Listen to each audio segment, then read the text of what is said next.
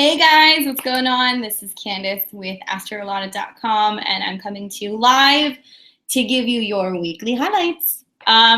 Today's going to be a bit of a triple threat. So we're going to talk not only about what's going on right now, I'm going to give you guys some love and dating zodiac advice, as well as chat about the Virgo full moon that will be showing up this Sunday, March the 12th. So we've got a lot of stuff to kind of get into. So I'm already kind of tuning in and looking at what's going on in the chat. I have my usual cheerleaders here, so thank you guys for showing up and being present. Welcome back. It is currently, it's March, right? I mean, like, we're just now starting to get into spring, and it's like 90-something degrees in Los Angeles. So it's hot here. It's hot here. It's crazy. I'm really excited to be back. I've got, like I said, a bunch of stuff I want to talk with you guys about. If you stay tuned to the end, I am going to be pulling some cards for each and every one of the individual signs to be talking about how you guys can best deal with what's going to be happening during the full moon and what you can be expecting. So stay tuned for that. Hello, everybody. Hello, hello. All right, so let's go ahead and start with, I want to do the build up and talk to you guys about kind of what's going on right now. Trying to think of the last video that I did. I think I was just kind of giving you some highlights and talking a little bit about some of the crazy transits that were going on just after the eclipse. So I'm going to do something similar. So basically, as of today, moving into between now and the 11th is really what I'm focusing on. Is today, Mercury is sextiling Pluto in Capricorn. So Mercury is in Pisces. Where we have a sextile, we have positive energy flow as long as we put the energy into it. And Mercury being the planet of communication and Pluto being the planet of transformation is setting the stage for a lot of what we're going to be discussing during the full moon time on Sunday. So also right now we're noticing that the moon, or earlier today, the moon was actually trining Chiron. And today is Women's Day. So I think that that's amazing. We're seeing a lot of themes about talking about how we can be healing in a very maternal way, how we can be working with those female energies, how we can be seeing that, you know, sometimes when we deal with Pisces, we deal with abuse or we deal with neglect. And that sextiling Pluto and Capricorn, I feel like is setting the stage to urge our governments and you know, public officials to be taking note of what's going on with women and what women need. So it's very appropriate that the transits are going on today, and you're seeing a lot of women's rights issues that are being raised. I think it's a good thing. I think that we're gonna make a lot of noise in a good way.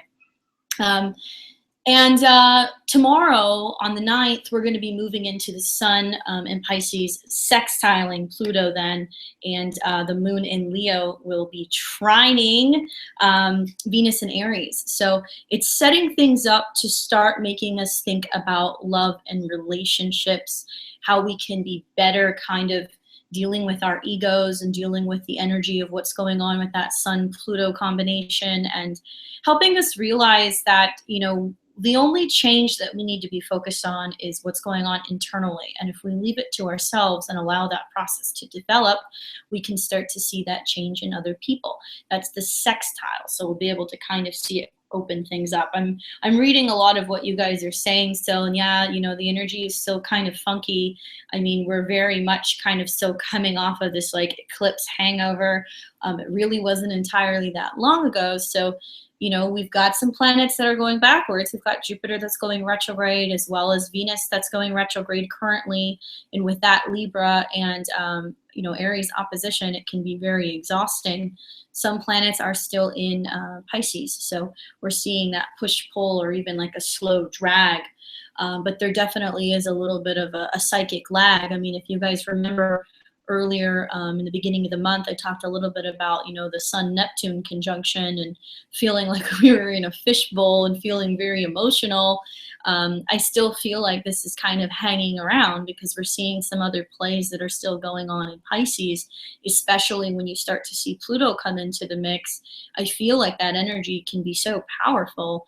And it works on such a deep level that, you know, a lot of us are going to want to be sleeping more, or a lot of us are going to be feeling like we're going to have to take our breaks or take our naps. I mean, I'm feeling it too. It's funny, like the past couple of days, I'll start, doing readings at 10 and come 3 o'clock, I'm down. I gotta take a nap. So we're definitely still kind of kicking through this muddy energy and seeing that we're moving a little bit slower than usual, but I don't really feel like this is something that's going to hang around entirely too long. It's actually going to clear up here pretty soon. On March the 10th, Mercury in Pisces will be conjuncting with Chiron in Pisces. And so this is kind of some of the themes that I was talking about that's going on actually today. We're seeing that we're going to be talking about our feelings and talking about, all of these feelings. Everything is coming up just prior to the full moon that we're going to be having in Virgo. So whenever Chiron comes into the mix, it's definitely very karmic. And the fact that Chiron is sitting in Pisces, it certainly is talking about what's going on more so on a karmic level, and how we need to be bringing these things up that we've been afraid to talk about, or bringing these feelings up that we've been, kind of stuffing down in there and not wanting to deal with, and addressing the topics. And it doesn't even necessarily need to be things that are going on right now. You guys could be noticing that, you might be having some like relationship PTSD, or themes of karmic issues coming up from past lives.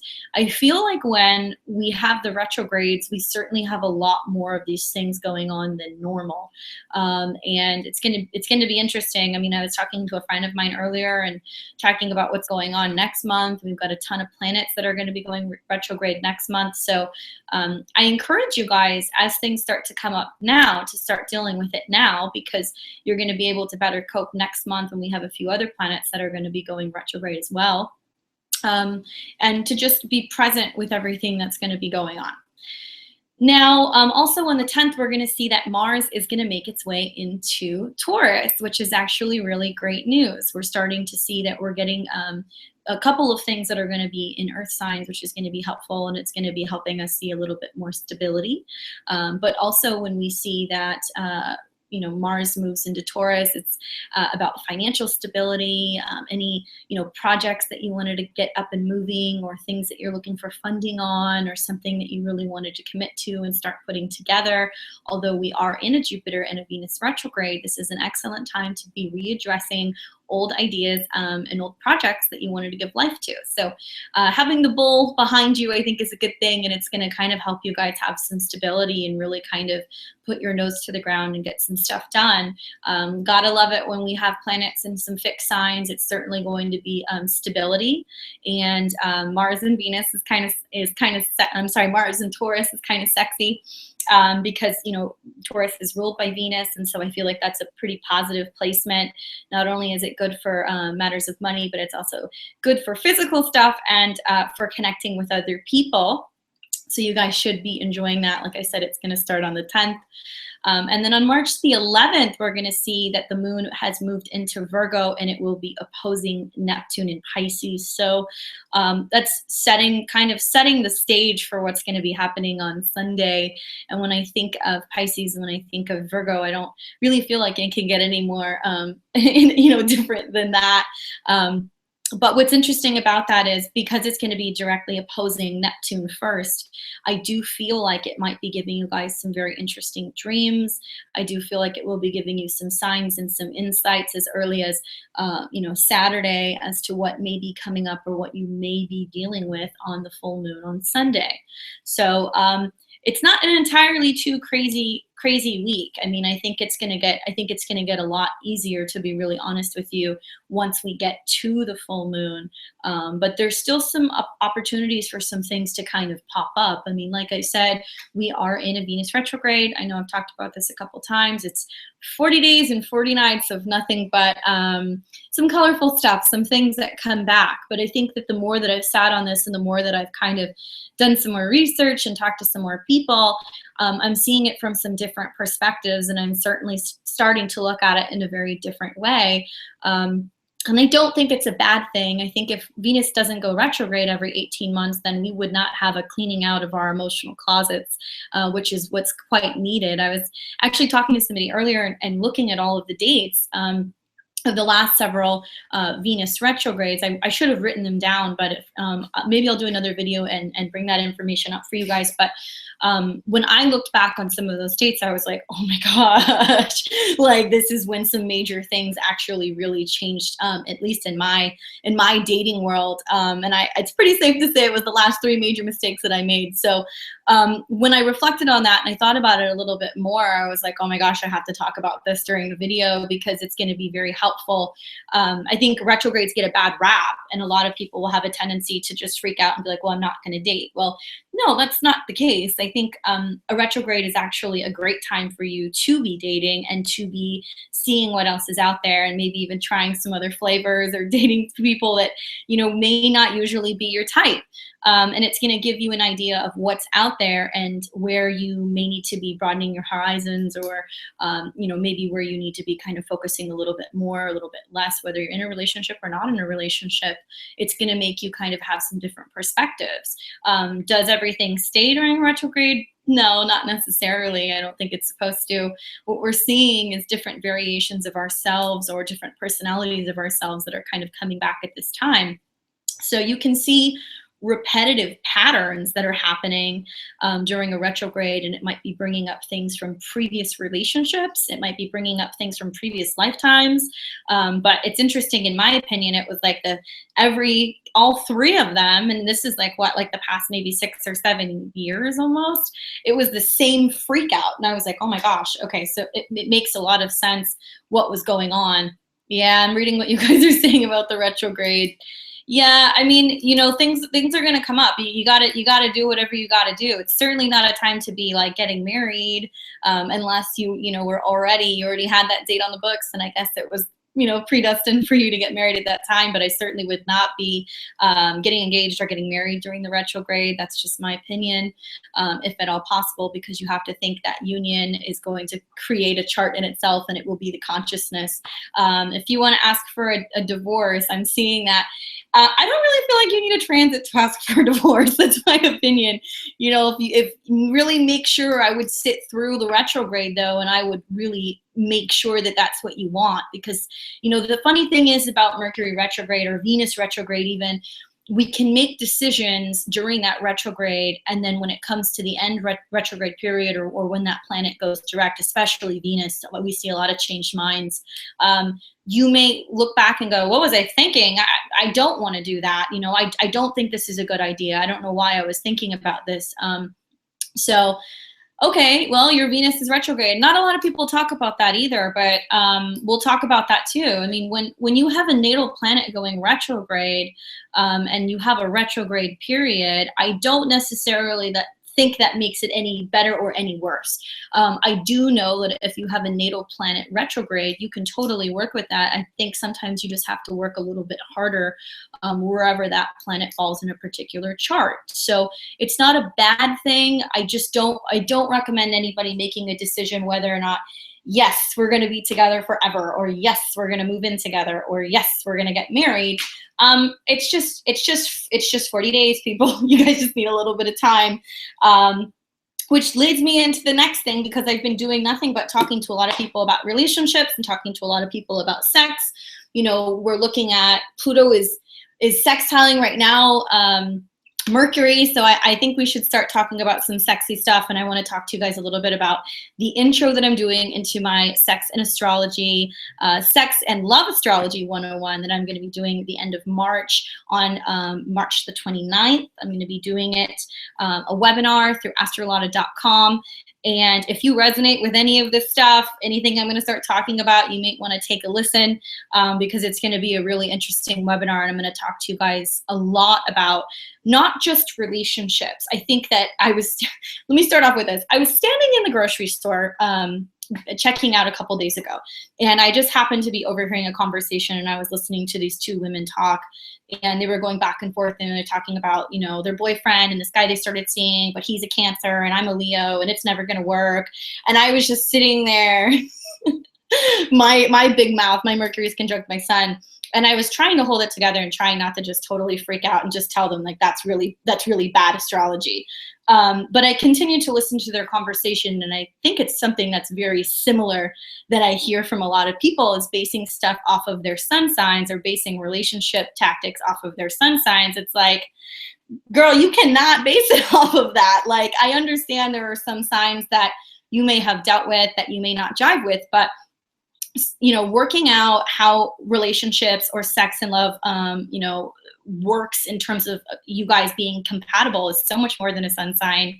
And I know a lot of you guys know that I've talked about that before, but that's the importance of knowing not only that, but your ascendant as well as your moon sign. So, you know, when we look at the two charts, everybody wants to get really quick to put them on top of each other and to do, you know, a synastry chart. But you really have to understand the chart on its own prior than putting the two together. So a lot of what my course is going to be about is breaking things down for you guys, helping you guys understand that there first and foremost are three different types of people. You've got the builders, you've got the negotiators, you've got the initiators.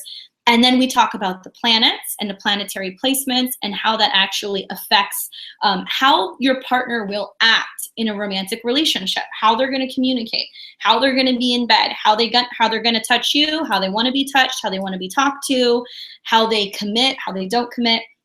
And it's something that's so important to know, because if you've got a Venus-Saturn conjunction, that doesn't always necessarily mean that it's a good thing. So you guys might want to consider taking a look at that. I'm going to talk a little bit more about how to get into being able to predict patterns in astrology with your partner as well, and take a look at, you know, why sometimes you get into partnerships and the relationship hits a physical slump and you guys just aren't coming together in the bedroom. Or we've all had this, why all of a sudden, you know, you meet somebody, you start talking to them, everything's hot and heavy maybe for a couple of dates or a couple of weeks, and then all of a sudden this person falls off. Like, what the heck, right? Oh my gosh, that's just flames for me. But you can kind of take a look and get an idea just by looking at your partner's chart, how they are going to court you or how they are going to communicate with you. So if you start to take a look at a chart prior to getting involved with this person, you'll have a good idea whether or not maybe you guys are a potential match, but even better yet, how to navigate that relationship in a way where you guys are both going to be getting what you want and getting what you need. So please check it out. It's so great. I love it. I love talking to people about this. I love explaining not just the compatibility, but even starting to get into talking about composite charts. And I explain the difference between a synastry chart and a composite chart for you guys. I also talk about the importance of particular planets and how to identify a karmic relationship, and not just identify a karmic relationship. You can talk to any psychic or any astrologer, and they can say, well, yeah, this is your soulmate, or, you know, you had a life together in the south of Spain, who knows? But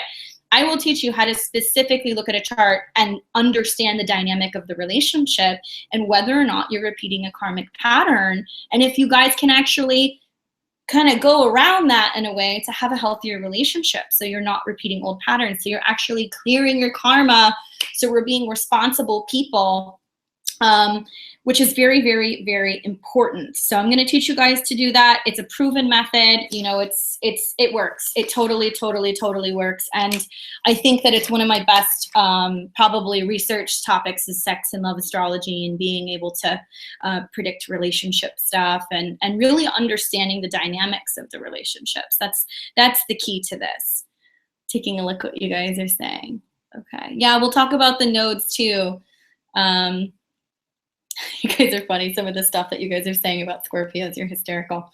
But yeah, definitely consider that. Like I said, it's going to be on March 29th. You guys, actually, if you go and you sign up now or in the immediate to near future, you'll actually save $10 off of the price for my webinar. So go and check it out on astrology.com. You'll see a big picture of me with the heart around my face. The next thing I wanted to get into was to chat with you guys and talk a little bit about the full moon, because it's so crazy. I didn't even really start thinking about it until recently. And somebody started saying to me, oh, what you've got going on in Virgo. And I was like, oh my gosh, the moon's coming. I'm reading what you guys are saying. Yes, going back to the webinar.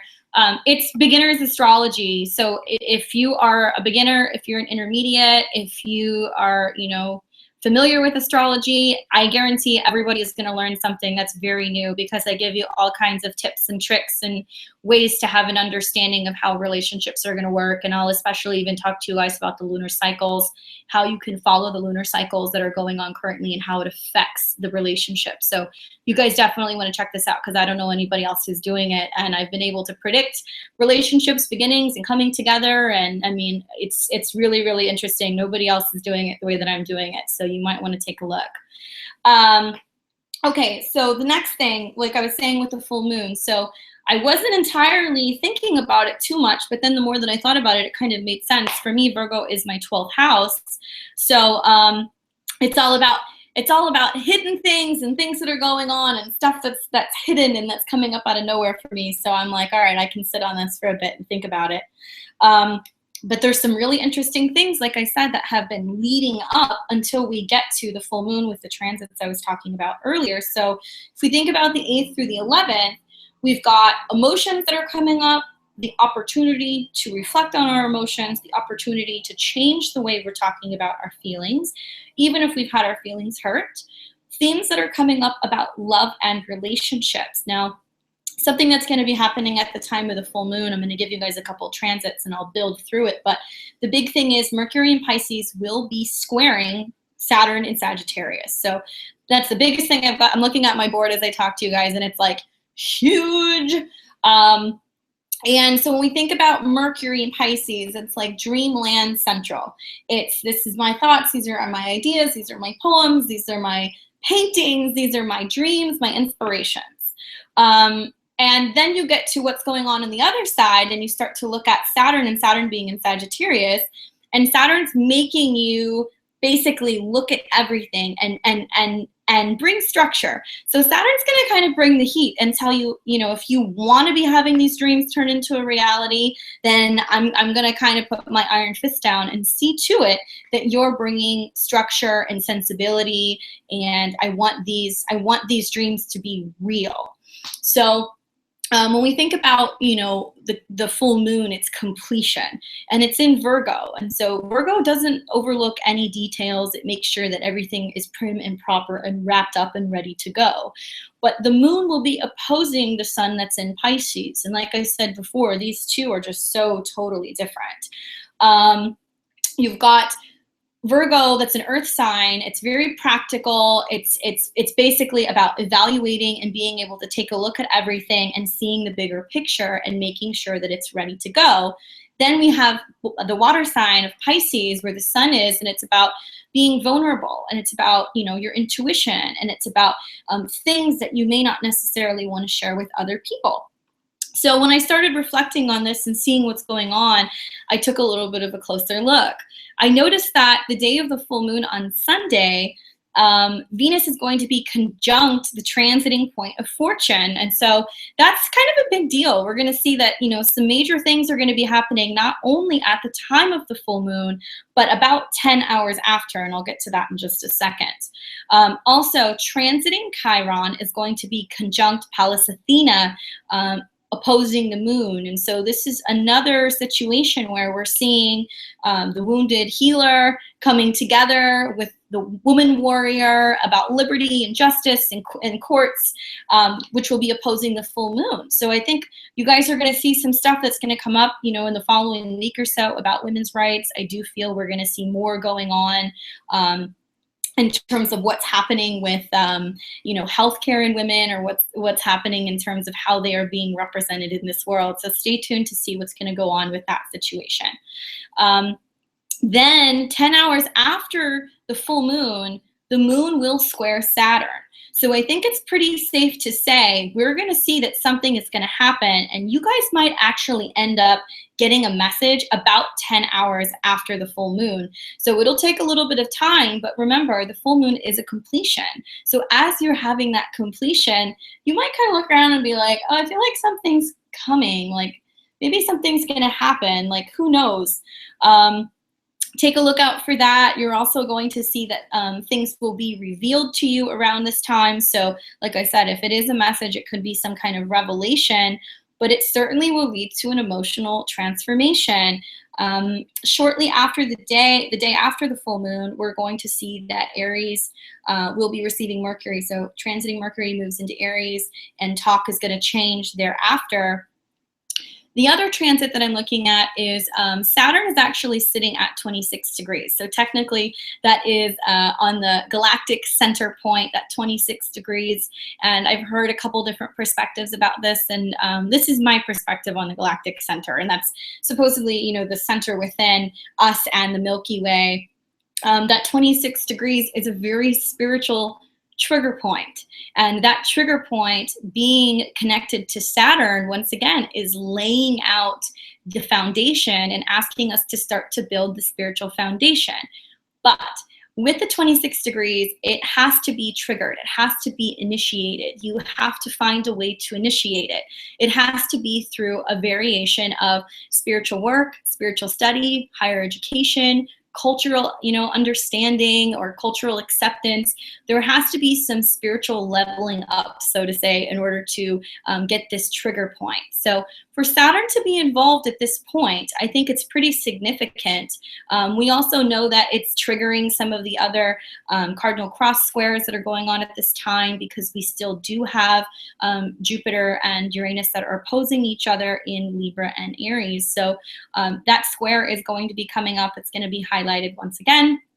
But all in all, I feel pretty positive about this, you know, everything that's going on with this full moon. It's a lot of shifting energy. We're going to see that also during the full moon, it's going to be trining Pluto in Capricorn. So once again, there's going to be stuff that's coming up from, you know, beneath the surface that's being unveiled. But it certainly is something that's like shifting, that's going to be opening everything up and allowing us to be able to transform our emotions and transform our feelings. Transiting Mars, like I said, it's in Taurus. So at that time, it's also going to be trining the transiting North Node, which is at 3 degrees of Virgo. So whatever we're working on, whatever we're starting to put together, and that's gaining momentum at the time of the full moon, you're going to see it's supported by, you know, like the karmic destiny points, and it's so much stuff that's coming up at once. I mean, I was taking a look through my rulership book and making some notes, but when we think about a Virgo full moon, you guys could be doing anything from wrapping up details of a project. You could be, you know, trying to bring, like I said, the practical Virgo energy to the dreamy Pisces stuff. You're going to be taking care of like mundane tasks, daily tasks, and things that you need to put together. We're going to see that you guys are more focused on your health and health-related topics more than usual. Digestion and what you're eating, and any supplements or vitamins that you're taking. You know, Virgo is associated with the intestines and things that are going on there. And so sometimes when we see that with an opposition to Pisces, you're going to notice that people can have some unexpected tummy aches or some unexpected dietary changes or things that are going on where suddenly, you know, Pisces, you're allergic to something and you're noticing that you can't deal with what's going on in your stomach. All right, so the next thing that I'm kind of seeing is also, I made a little note here about pets and stuff that's going on with your pets. Virgo can rule pets, and so you could notice that there's some stuff that's going on with them. They do kind of become part of this. So let's take a look. Some other notes that I need here is we're going to be feeling a lot like we're reflecting on criticism, and we're reflecting on self-criticism and how we're dealing with other people during the time of this moon because of a lot of the Pluto influences that are going on. So you'll be thinking about, how do we deal with criticism, and how do we deal with self-criticism, and how do we release this? Remember that a full moon is completion, so this isn't like a new moon where we want to set new intentions. This is a full moon where we want to send it back to everybody, when we want to be done with it and we want to let it go. So it's about the strategy of that, because Saturn provides us with strategy. So it requires us to be strategic when we go about making these plans. Saturn is also requiring us to be strategic when it comes to making our Pisces dreams a Virgo reality. I was listening to what Mike was saying a couple of shows back, and he was talking about how, I think he said literally, Virgo and Pisces are the two that sit back and watch everything kind of come to life and watch everything just become put together. And that's that's very much the case here, because they're able to make magical things happen. So definitely take a look at what's going on in your own personal charts. If you guys do not already know that information, head over to astrology.com and check out a birth chart calculator and put in the date and the time and location that you were born. I'm especially looking at 22 degrees of Virgo. That's the degree that we're going to be having it in. And I think it's interesting. We've talked a lot about seeing 22 degrees and how 22 degrees or 22 is a master number. And it does connect to the twin flame stuff, to, you know, the soulmate stuff, and anything where you're seeing the 11s and the 2s and the 3s. It's the progression. And this is a couple times we're going to see these 22s coming up throughout this year. So there certainly is a vibration about not only being able to rise to our, you know, spiritual expectations and whatever our spiritual calling is, but also anything that has to do with being able to kind of get in alignment with being able to be the vibrational match for our divine partners. So you can be seeing that at this time, if you want to get rid of any habits, if you want to get rid of, you know, any bad eating habits or drinking habits or social habits, if you want to get rid of any of that stuff and close it out, now is certainly a really good time to do it. And still, because we have all of that Pisces interplay, you're going to see that like this stuff's going to be totally like pulled out of your system while you're sleeping. So I've talked to a lot of people. They're telling me everything that's going on, where they're having like these wacky and wild dreams. I'm seeing them too, you guys. I'm seeing them too. There's certainly a lot of stuff that's going on where, you know, things are getting majorly cleared out. So if you guys need to make some dietary changes or you got to clear some stuff out, definitely do that. I think you're going to feel a lot better. And, you know, your dreams can be a major clue as to how well you're going about clearing that out, or if you're ready to do that. You know, and like I said earlier when I was talking to you about the Venus retrograde, it's not just about what you're eating, it's also about your habits and your daily routine. So you could be noticing that you might just be fed up with some of the relationship dynamics that you're having. That's okay to feel that way. If you feel like you got to clear some stuff out and it's time to start over, certainly consider doing that. If you know, you're wanting to make some big decisions, you might want to really think it over. You know, I was reading some of what you guys were saying earlier about stuff you wanted to clear out, or you wanted to potentially get a divorce or end something. Although this energy can be turbulent, it is necessary, and you can't hide out from these transits.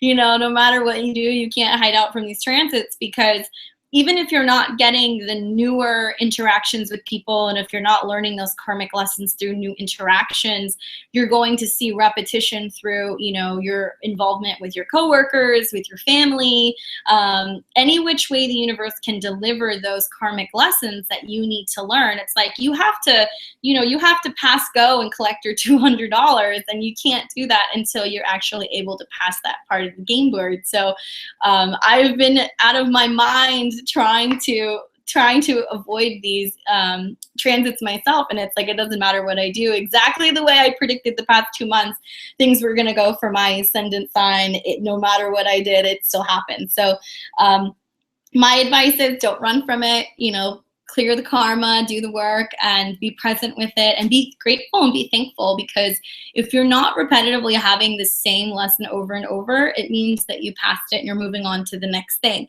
But if you keep getting swamped by that ex, if you keep hearing from that person, if you keep meeting new people who have the same issue or who have the same history or having the same relationship PTSD, or they're non-committal, you can't do much other than stop and take a step back and take a look out and see what's going on, and maybe what you can be changing about yourself, or maybe taking a look at what you're bringing in and how you can go about actually clearing that. And the only way to know if you've actually done the work is to get back out there and see what's going on. So do leave those old relationships and things that aren't good for you in the past, guys. It's going to make things a lot easier, because you have to remember, as we're moving forward, this is the full moon that's in Virgo, which means then we're going to get a new moon in Aries. So it's technically if you haven't started your New Year's resolutions, then you need to start them during the new moon in Aries because it's the new astrological year.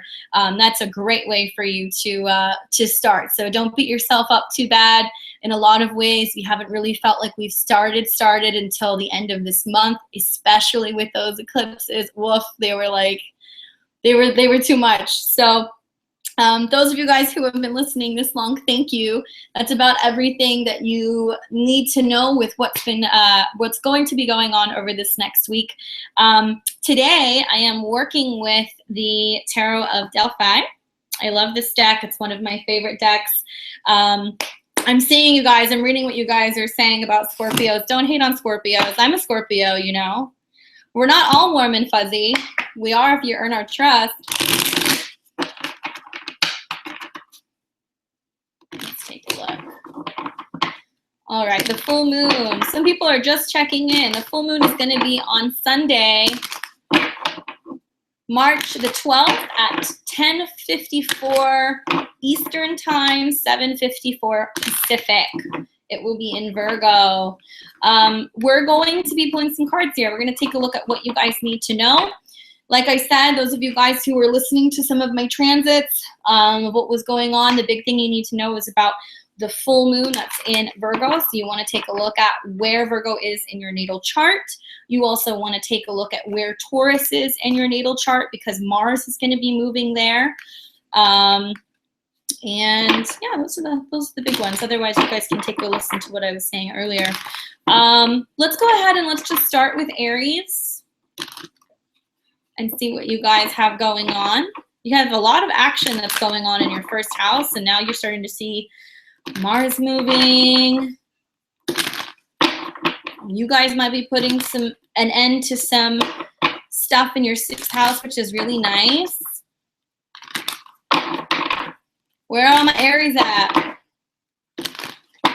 Yeah, you guys want to listen to your sun, your ascendant, and your moon. Okay, I feel like these are heated up. So let's go ahead and see what you guys need to know for the month of March for Aries. Oh, I love this. I have the Page of Wands. Page of Wands. So for you guys, you know, it's interesting. It's like I said, it's hitting your sixth house. I do feel like this is about you being proactive. I do feel like this is about you being physically active. You know, you may be making the decision that you're going to kind of putting away, you slacking off, maybe not being as physically active. Maybe you're going to be taking the initiative and bringing people with you and trying to get other people with you and getting a little bit more physically active or joining into a routine. When I see the Page of Wands, it's very enthusiastic and it's certainly a new beginning. So you may contemplate either starting to get out there and going walking, taking a class with somebody else, or being able to start making a proactive plan with how you might be going about burning some calories. So that's pretty interesting. I think that that's actually pretty applicable, especially if you see Mars that's going into your second house. You're going to be seeing that you're going to want to be amping up your ability to work and also amping up the way you go about looking and seeing your actual self-worth. So Mars has actually been hanging out in and out of your first house already. So you guys might have already done some of this work, but you may be encouraging other people to get in on this. I think that's something that's very possible. Okay. Moving on, now we're going to kind of get to Taurus. And so Taurus, this is for you guys. Your full moon is going to be in your fifth house. So it's interesting. You could be noticing that you guys are wanting to put the finishing touches on a creative project. You might want to be focusing how you can, you know, kind of help get people to be able to help you complete some things, okay? Especially with where we're seeing where Mars is and the opposition of Pisces. I think it's really nice because you have the opportunity to have the energy on you. You're being seen. There's some stuff that's going on there. Let's see what I get. Here we go. Page of Coins. All the pages. All the pages. Okay, so Page of Coins, it's funny. I always joke. I have a friend who always says, like, this is the nightmare boyfriend card. I don't know if I necessarily agree with that, but Page of Coins is talking about investing in yourself. yourself, investing in yourself, and being able to see things through and being able to get everything that you need started. So maybe you're even looking for some funding. Maybe you're looking for somebody to kick in on some of this stuff and help you put on, you know, the finishing touches to be able to complete a project. Maybe this is you guys having to be more involved also with your children and maybe paying for some stuff and things like that. Hold that thought, you guys. I'm gonna turn the light on, otherwise it's gonna get too dark in here. Scout gets a little cameo. Okay, so all right, so that was Taurus. Now I'm gonna move on and I'm gonna chat with you guys a little bit and we're gonna get into talking about Gemini. So Gemini, you guys, this is gonna be your 4th house. So this is your house and home. This has to do with what's going on with your family, or maybe perhaps what's going on with your mama, or even your physical home. Very nice. You know, I have this like feeling that it's going to be a lot of you communicating and having to communicate a little bit more with your family. I feel like it's about maybe getting things organized and being able to start getting some plans together. Maybe perhaps, you know, you're having something that's going on, and maybe you're going to be seeing something that's going to be happening, or you're trying to plan something. All right, we have the Justice card, so definitely. Also, when I see the Justice card, it can be talking about, you know, you dealing with karma, you dealing with relationships and balancing relationships out, or being able to better communicate with the person who you're cohabitating with, and being able to make some plans. But definitely seeing some stuff, I mean, just intuitively, that's going to be coming up for you guys where you're having to be more focused on what's going on in the home at this time. So keep your eyes open. Sometimes when the Justice card comes up, if you are doing anything or completing any like renovations, or looking to sign any paperwork, or do anything about moving forward with expanding your home, check everything a couple times over and make sure that everything is ready to go and everything is appropriate. That's very important. Now I'm going to move on to Cancer. Cancer, you guys, this is going to be your 3rd house. This has to do with communication or short distance travel, and see what's going on there for you guys. You also notice that with some of the other planetary placements, it's making it very possible for you guys to be focusing on what you can be learning about. You're going to want to be learning some new things as well. Let's take a look at Cancer and what you guys need to know. What you need to know. Let's take a look.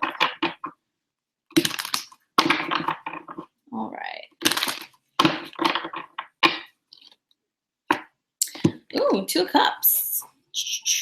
So yeah, I mean, you know, like I said, the Venus-Mercury retrograde, Mercury retrograde will be coming, but the Venus-Jupiter retrograde, excuse me, is definitely making us focus on relationships. But I think in the case of Cancers, you're taking a look and seeing what's coming up and what you need to know. I think it's about communicating within relationships. I think it's going to be about what you have to offer this other person. I think the focus for you is, if you're able to bring one element, what is your partner bringing for you, and how can you guys combine the two and be able to see something that can expand and get a little bit bigger and a little bit better.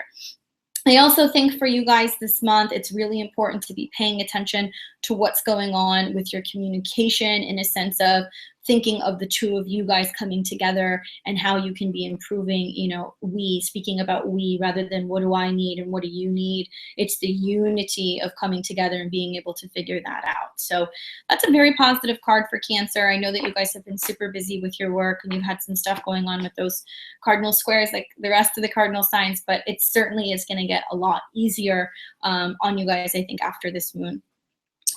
Moving on to Leo.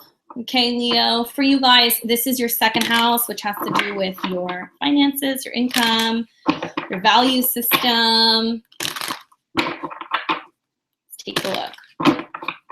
How are you guys doing, Leo? You guys doing okay after that eclipse that you had? You guys have some changes that are going on. So hopefully it's bringing in the finances. Hopefully it's making you guys see your self-worth and seeing how you can expand and start feeling secure financially, bringing in more, being able to share more. Oh, lovely. The Chariot. Look at how beautiful these cards are. The Chariot. That is an amazing card. I think it's really talking about what I was saying. being able to move forward. I'm reading what you guys are saying, and I've talked to a lot of Leos recently. I know that it's kind of hectic. You guys are still kind of in that energy right now of the eclipse, but the Chariot is an amazing card. I mean, with the traditional Rider-Waite, we see the two Sphinxes, and one's black and one's white, and they're both kind of charging, and you see the Chariot behind. The key to the Chariot card is being able to rein in the reins and being able to direct the two horses so that way you're going at the same speed in the direction that you want to be going in. So as you start to focus on where your financial goals are, this full moon is an excellent way for you guys to be going through what you've been spending, going through your bank receipts, going through and being able to trim the fat with what you have been spending on in the past. If you've been getting, you know, super bougie with it, maybe where you can kind of, you know, cut some of the spending down and feel a little bit better about where you're going for the long-term goal of knowing that you're going to get back there and even then some. And I think it's excellent to have that in your second house because it means you're going to be all over your finances, and some of the messages that might be coming around the full moon is going to help you kind of better plan financially. So it's definitely going to be excellent. All right, so now we're going to move on. We're going to get to Virgo because Virgo, this is your full moon. This is the only full moon that you're going to get all year. All year, guys. This is your full moon. So then it sits in your first house. Let's take a look.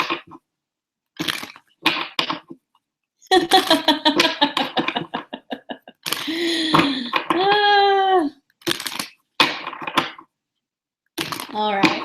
So Virgo, what does the universe want you to know about what you're completing? Okay, King of Coins.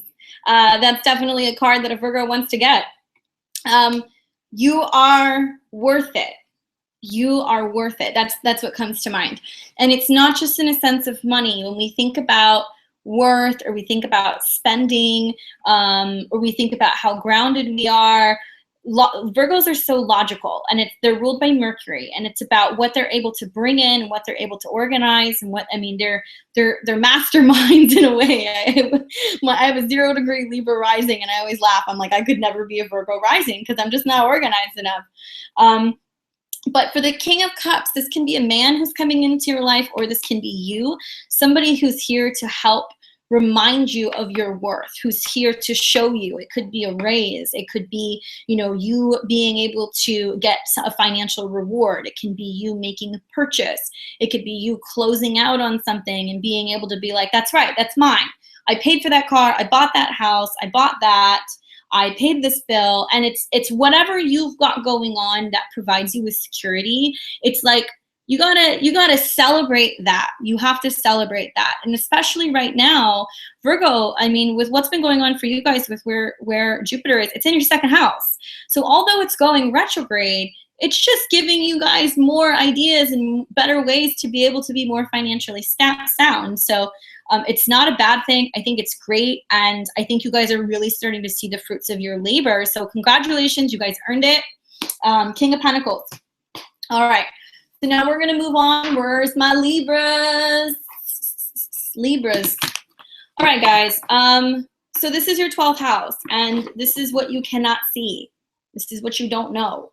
You don't know what it's coming. And I got to tell you, I know for a fact you will be receiving a message, okay? You will be receiving a message.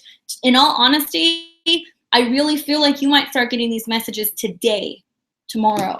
Pay attention. You're going to start getting them the next day or two, because as we start seeing what's going on with Pluto and that Mercury, you're going to start tuning into it now. You're going to start tuning into it now. Pisces is your 6th house.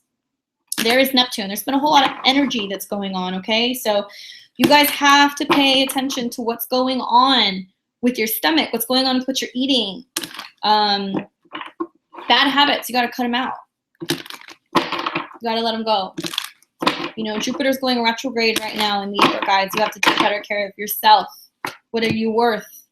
The Star, healing and meditation. I love the Star card because it's therapeutic.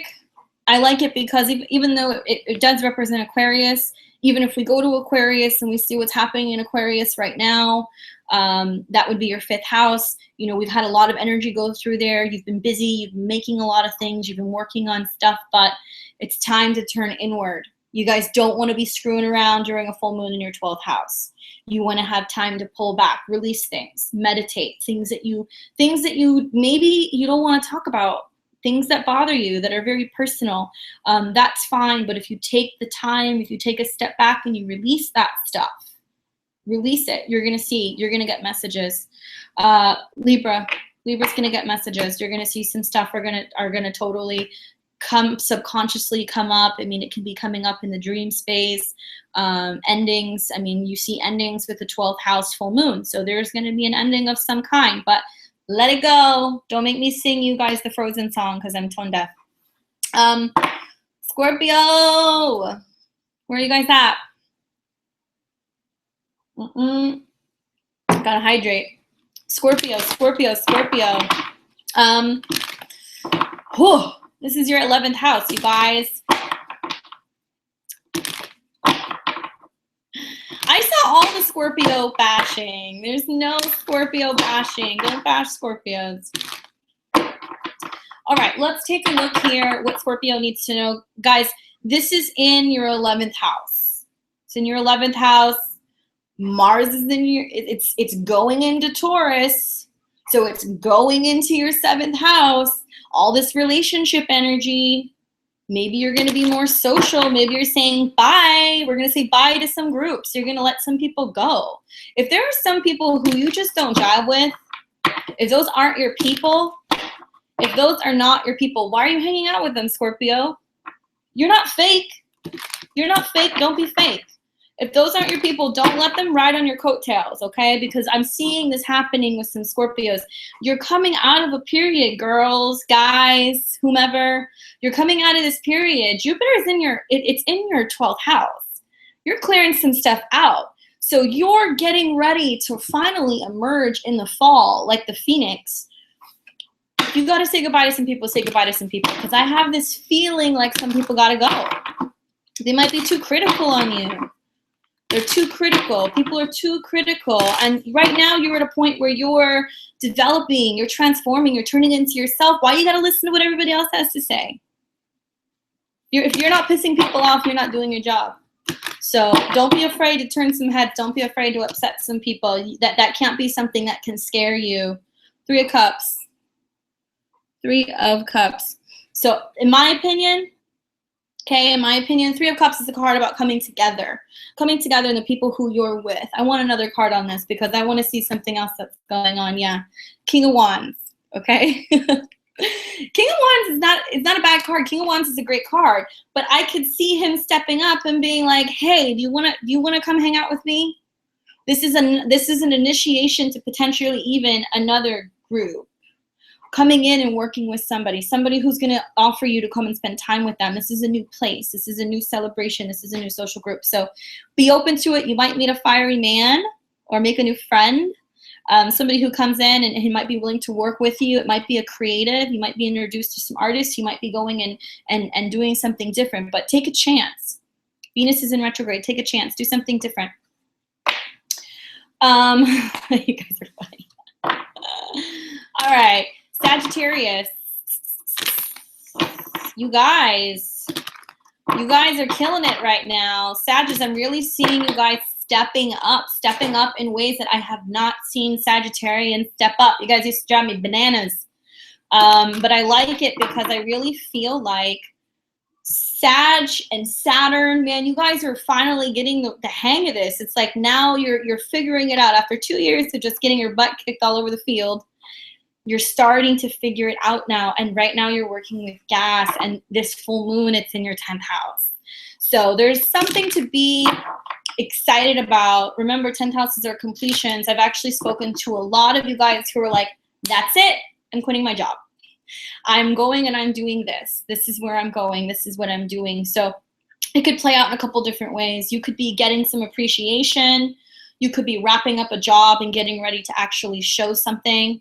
You could be finding that you're completing a project with a group of other people. I mean, it could be all over the place. But for the card that I get for you guys, the Empress. Ba, ba, ba. So definitely March will be a big month for Sag. And I think that part of it is, I feel like this is bringing new beginnings. Those of you guys who are happy with your job, that's fine. You guys are fine. But remember that Saturn is still close to your sun. And if you have other planets in Sagittarius, it's there too. What I feel from this is you have opportunities to grow. So you've come 2 years, you may have gotten where you want to go now, but is there more? Can you reach for more? Do you want more? Do you want the raise? Do you want the other title? Do you want to walk away and say, you know, screw the man, I'm going to start my own business? Think about that, because the Empress is saying pregnancy, okay, maybe pregnancy, but it's in the 10th house. So if it's the beginning of something new. It's the beginning of something that you're giving birth to. I don't necessarily know if this is a pregnancy. However, you guys got to watch out. It's Venus retrograde, so a whole lot of babies are conceived at that time because we're acting crazy. But for Sag, this is a new beginning. Okay, new beginning. So think about this. Take a look at this and think about this. You might be considering something, starting something. I mean, there's so much stuff that goes on during a Venus retrograde where you might be starting to put together ideas for a new business, but you're not going to launch it until things go direct. That's the best way to do it. Lots of stuff will come up at that time. All right, so getting back to the program, now we're taking a look. We're moving on to Capricorn. Capricorn. Guys, this is your 9th house. Let's take a look. All right, Capricorn. What do you guys need to know? Well, Pluto's hanging out your sign. It's been there for a while. You're going to be seeing that Mercury is going to be playing well with you, like I said earlier. So you're going to have the opportunity to make some things happen. You're going to express yourself a little bit better. But when there's a full moon in the 9th house, maybe perhaps you have the opportunity to be planning a trip. Maybe perhaps you're contemplating education. Maybe some of you guys are getting ready to graduate, or some of you guys are starting to make further plans in your education and where you're going. You might be just getting to where you're starting, you know, your education plans, if you're just getting out of earlier education. All kinds of stuff comes up for that, especially when I think of Virgo. A lot of you guys, I feel like, are going to be contemplating evolving further, and it doesn't even have to be technical school, I mean, or higher education. It can be going and learning trades or going and teaching yourself something that you're drawn to. So let's take a look and see what comes up for you guys. For that, I get 10 of coins. So that's pretty self-explanatory. Invest in yourself, Capricorn. Listen, everything comes down to business, my Cappy friends. And I can say that because I have a Capricorn stellium. If you want to make money, sometimes you got to spend money. With that being said, if you want to be an effective worker, sometimes you got to take a week off and go and sit on a beach. So go do it. Or, you know, put the money into it. It's an investment. You guys have the opportunity to take some time back. Take a step back. Take a step back. The retrograde that we had in December, January was absolutely horrible. And I think that you earned it. I also feel like this is about your family. So if you are planning on going and investing in something, it could be on yourself. Okay, it could be on yourself. It could be on your family. Great cards for Capricorn. Moving on to Aquarius. Aquarius. Okay, guys. This is going to be in your 8th house. Okay. 8th house. Wrapping things up. Some of you guys might be looking at paying off some loans. Some of you guys might be taking a look at how you can figure out how you can get lending. What you need, paying off those credit cards. Taking out a loan. Okay. Having an understanding of where you even stand with someone. I could totally see that with a full moon.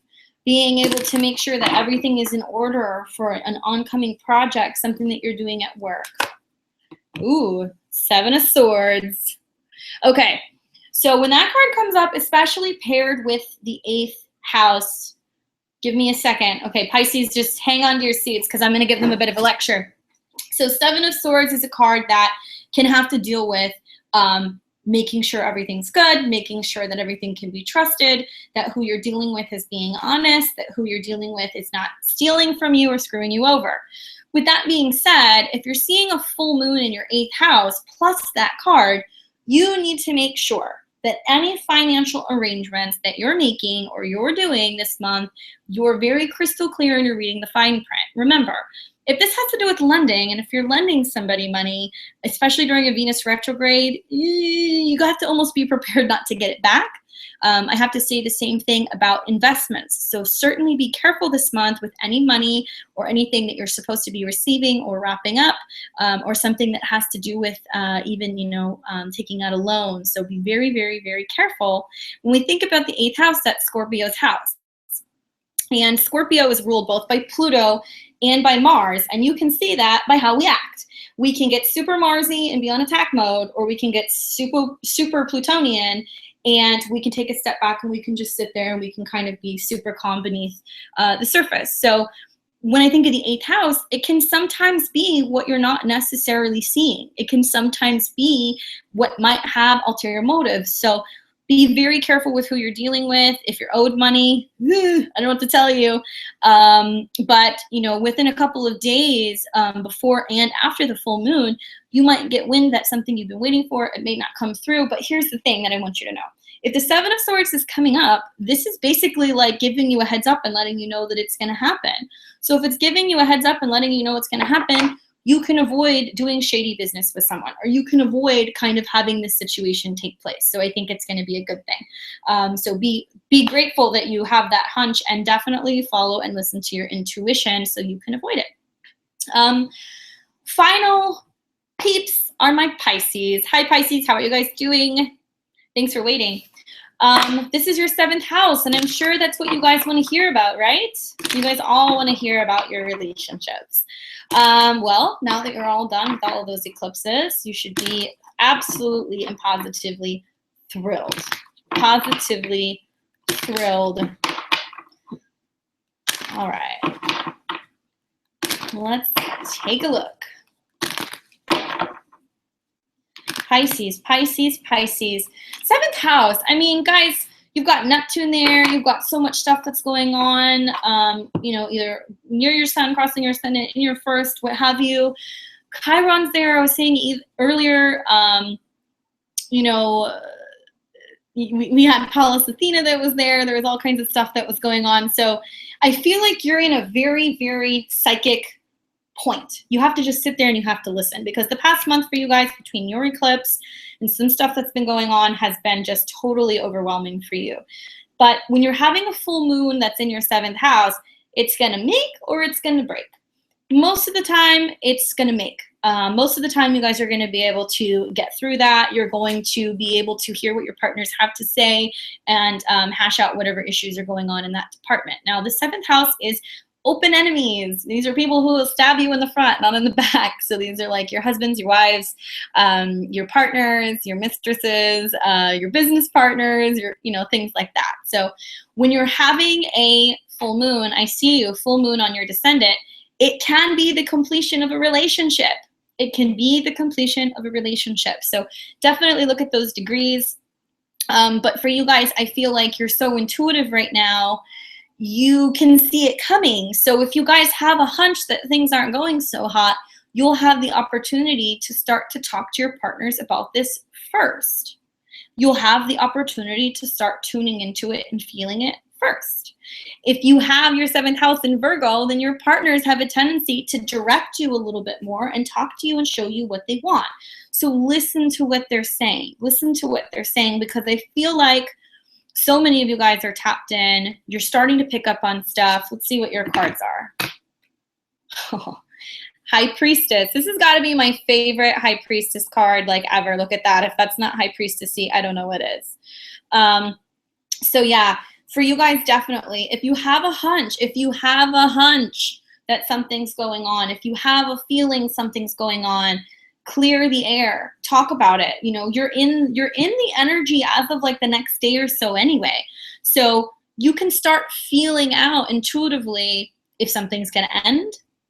Although I don't necessarily think that's the case. I think this is a time for improvement. And the second card that I get on that is the King of Swords. So it's certainly being able to speak your words, talk about what you need to talk about, be direct, don't get sucked into that Neptune energy and allow yourself to be in a fishbowl and push people away, because we can have a tendency to do that and push people away. But I feel like it's going to be very positive for you guys, and it's not going to be an ending. If anything, you get through the cycle of what's going on, you get to the other side of that issue, and you guys move on and you pass go and you collect your $200 and the relationship continues. So it doesn't have to be an end of the world situation, you guys, not at all. Well, woof. How's everybody doing? How is everybody doing? I'm taking a look at what you guys are saying. I want to know how you guys are kind of handling and dealing with these transits, and taking a look at what you guys are chatting about right now. I usually kick you off right about this time, but we've got some time and we've got some people who are hanging out, and why not see what else is going on?